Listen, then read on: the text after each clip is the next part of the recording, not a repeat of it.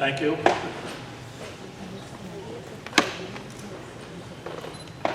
First, a mazel tov to my son Levi and Hani on all the work that they do, successful work with a smile on seniors.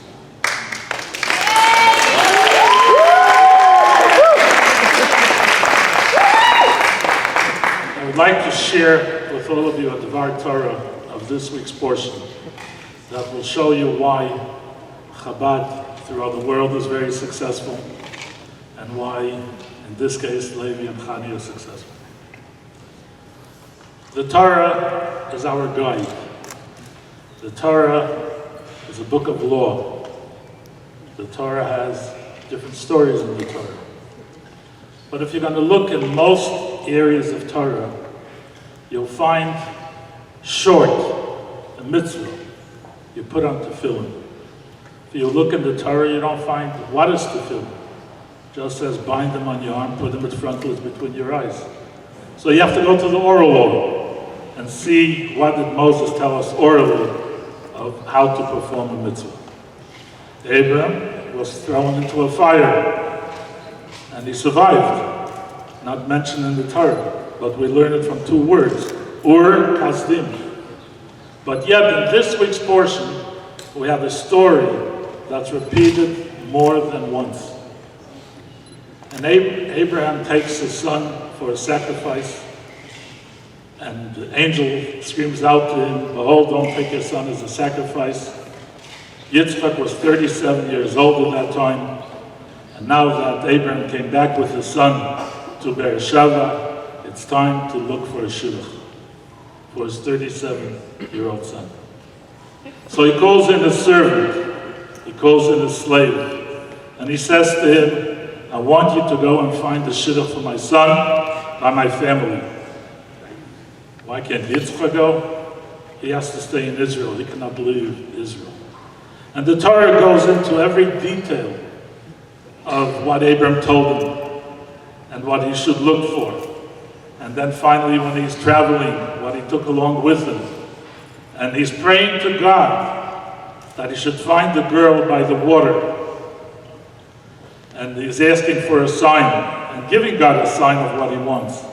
If she will feed me, she'll give me water and give water to my camels, then I know she's Basher, because she fits in the family of Abraham to be very kind. Meets this 3-year-old girl, and she feeds him, she feeds the camels, and he's ready to go to her home. He comes to her home, repeats everything that happened until then, and the story goes further and repeats further.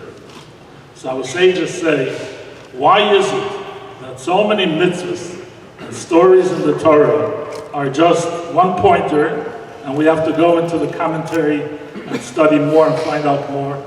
And the story of Abraham's servant, we see the Torah going into a great lengthy discussion.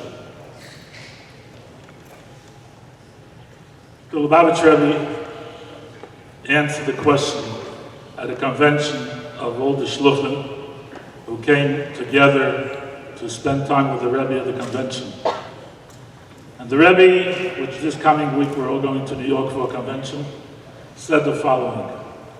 Our sages tell us the prayer of Abraham's servant was more precious to God than the Torah of his children.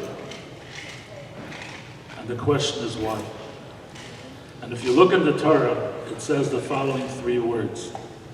When he meets the family of Laban, of Rivka, he says, Eved Avraham Anochi, I am a servant of my master Abraham. He didn't take any credit for himself. He ran the house, he ran the business, he ran everything for Abraham. But when he came there, he said, I am only a messenger.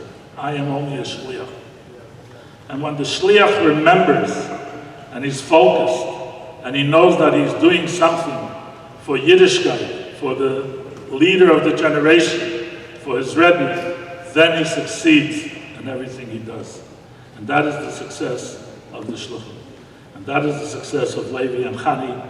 They're always being focused that what they're doing is not looking at themselves and picking up their ego, but doing what is right, because this is the right thing, and this is what the Rebbe demands of us.